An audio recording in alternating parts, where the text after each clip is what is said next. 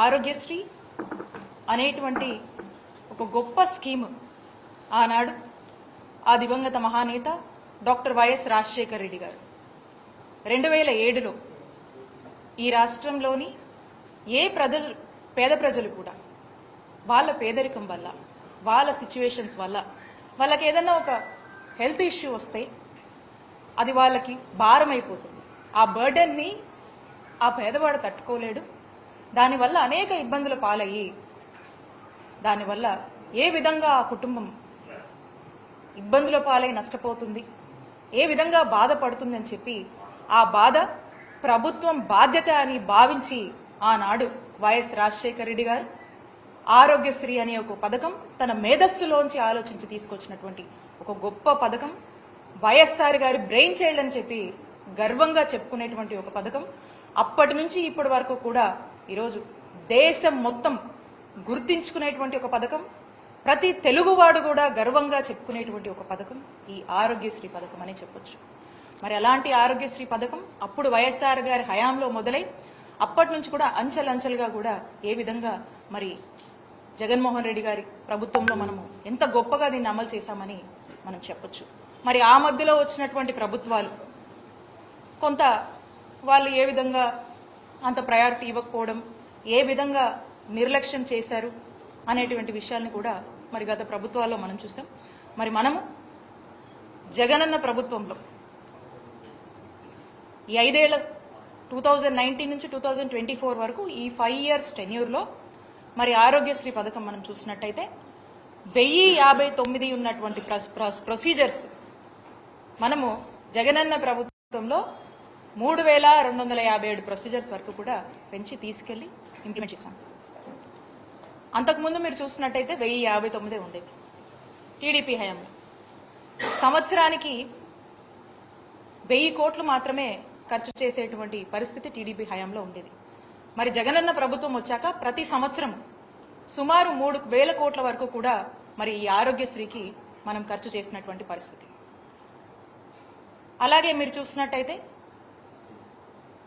Empanelled hospitals, network hospitals రాష్ట్రంలో గత ప్రభుత్వంలో 1000 కన్నా తక్కువ ఉన్నటువంటి ఎంపానెల్డ్ హాస్పిటల్స్ ని వాళ్ళని ఎంకరేజ్ చేసి వాళ్ళకు కావాల్సినటువంటి ఫ్లెక్సిబిలిటీ, వాళ్ళకు కావాల్సినటువంటి ఫీసిబిలిటీ, వాళ్ళకి అన్ని విధాలుగా కూడా ఒక ఫ్రెండ్లీ వాతావరణాన్ని ఏర్పాటు చేసి వాళ్ళని ఎంకరేజ్ చేసి 1000 కన్నా తక్కువ ఉన్నటువంటి ఎంపానెల్ హాస్పిటల్స్ ని మరి 2300 హాస్పిటల్స్ పైగా కూడా విస్తరించేటువంటి అవకాశాన్ని జగనన్న ప్రభుత్వం నెట్వర్క్ హాస్పిటల్స్ కి ఇచ్చింది. మన ఆంధ్రప్రదేశ్ వైపు చూస్తున్నారని చెప్పేసి కూడా మనం చేస్తా ఉన్నాను. మరి ఇటువంటి పరిస్థితుల్లో కేవలం ప్రభుత్వం వచ్చి 2 నెలలు కూడా కాలేదు, కానీ అసెంబ్లీకి రాకోకుండా అసెంబ్లీ నుంచి తప్పించుకొని తను మాట్లాడే మాటకి ఎటువంటి బేసిస్ లేకపోయినా కూడా ఈ ప్రభుత్వం మీద బురద చల్లటానికి ప్రయత్నం చేస్తున్నాడు జగన్మోహన్ రెడ్డి గారు అని చెప్పేసి మనం చేస్తా ఉన్నాను. నిజంగా ఈ ప్రభుత్వం తప్పు చేస్తుందని భావించినట్లయితే, మీకు దమ్ముంటే మీరు గనక మేలు చేశారు ఈ రాష్ట్రానికి, ఈ రాష్ట్రంలో ఏదైతే ముఖ్యమంత్రి గారు చెబుతున్నారో శ్వేతపత్రాల ద్వారా వాస్తవాలను చెబుతున్నారో ఆ వాస్తవాల మీద మీకు ఏదైనా అనుమానం ఉంటే ధైర్యంగా అసెంబ్లీకి వచ్చి మీరు ప్రశ్నించండి. లేదు ప్రభుత్వం చేస్తుంది తప్పు, లేదా ప్రభుత్వం చెప్పింది తప్పు అని చెప్పండి. మీ దగ్గర ఏమైనా మేలు చేసిన ఆధారాలుంటే అవి అసెంబ్లీ ద్వారా ప్రజలకు తెలియజేయండి. అంతేకాని మీరు అసెంబ్లీని ఎగ్గొట్టి బురదల్లే కార్యక్రమం ఎంత నీచమంటే, దేశ ప్రజాస్వామ్యంలో ఢిల్లీలో ఈ పార్టీ వైఎస్ఆర్ కాంగ్రెస్ పార్టీ చేసిన కార్యక్రమం ఏ పార్టీ కూడా చేసి ఉంటుందని నేను భావిస్తున్నా. ఎందుకంటే ఒక రైతు ఆత్మహత్య చేసుకున్నా, లేతే ప్రభుత్వ తప్పిదం మూలంగా ఒక రైతు ఏదన్నా దుర్మరణానికి పాలైనా, లేదా ఒక ఉపాధి కార్మికుడు దుర్మరణానికి పాలైన ప్రభుత్వ తప్పిదం మూలంగా దాన్ని కేంద్ర ప్రభుత్వం లేకపోతే ఢిల్లీకి తీసుకువెళ్ళి అక్కడ ఏదైనా ప్రొటెస్ట్ చేయటమో లేకపోతే కార్యక్రమం చేయటమో అర్థం చేసుకోగలం. కానీ ఒక గంజాయికి అలవాటు పడిన, దుర్వ్యసనాలకి అలవాటు పడ్డ 2 యువకులు వ్యక్తిగత తగాదాలతో ఒక మారణకాండ జరిగితే దాన్ని తీసుకెళ్ళి అదే నేషనల్ ఇష్యూ అయినట్టు చేయటం ఎంతవరకు సబబో కూడా ప్రజాస్వామ్యులందరూ కూడా ఆలోచించాలని చెప్పేసి మనం చేస్తాను. అబద్ధాలు, వాస్తవాలు మీకు దమ్ముంటే మీరు చెప్పే ఏదైతే మీ పత్రిక ద్వారా ఒక పాంప్లెట్ ద్వారా ప్రజలకు తెలియజేయాలనుకున్నారో దాన్ని ఇంకా మెరుగ్గా అసెంబ్లీలోకి వచ్చి మీకు చెప్పదలుచుకుంది అసెంబ్లీ ద్వారా ప్రజలకు తెలియజేయండి. ప్రభుత్వం సిద్ధంగా ఉంది.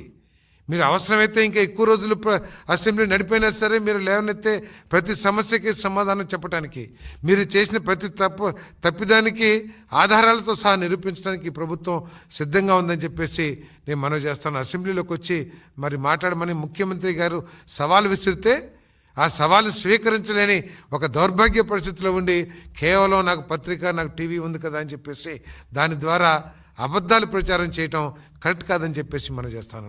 ఈరోజు చెప్తా ఉన్నారు ఆరోగ్యశ్రీలో కూడా ఏదో 1500 కోట్ల రూపాయలు ప్రభుత్వం ఎగ్గొట్టిందని. ఎవరన్నా విచక్షణ, అసలు ఆలోచన జ్ఞానం కానివ్వండి, లేకపోతే ఒక 5 సంవత్సరాలు ముఖ్యమంత్రిగా చేసిన స్థాయి వ్యక్తి మాట్లాడా అని చెప్పేసి అడుగుతా ఉన్నా నేను.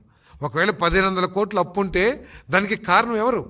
మీరు చేసిన దుష్పరిపాలన 5 సంవత్సరాల ఫలితం కాదా అని చెప్పేసి అడుగుతామన్నా నేను.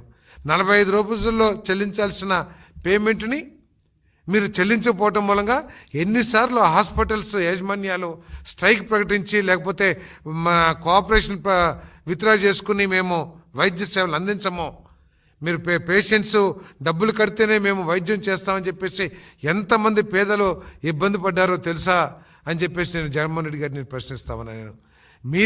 మీరు చేసిన ఆర్థిక అవకతవకల మూలంగా ఈ రాష్ట్రాన్ని ఆర్థికంగా కుదేలు చేయటం మూలంగా మీరు లక్షల కోట్ల రూపాయలు కాంట్రాక్టర్లకు కానివ్వండి, హాస్పిటల్కి కానివ్వండి, ఆఖరికి భోజనాలు సప్లై చేసిన వాళ్ళకు కూడా మీరు బిల్లులు ఇవ్వలేని దుస్థితిలో ఈ రాష్ట్రాన్ని ముంచిన విషయం వాస్తవం కాదా అని చెప్పేసి అడుగుతామన్నా నేను.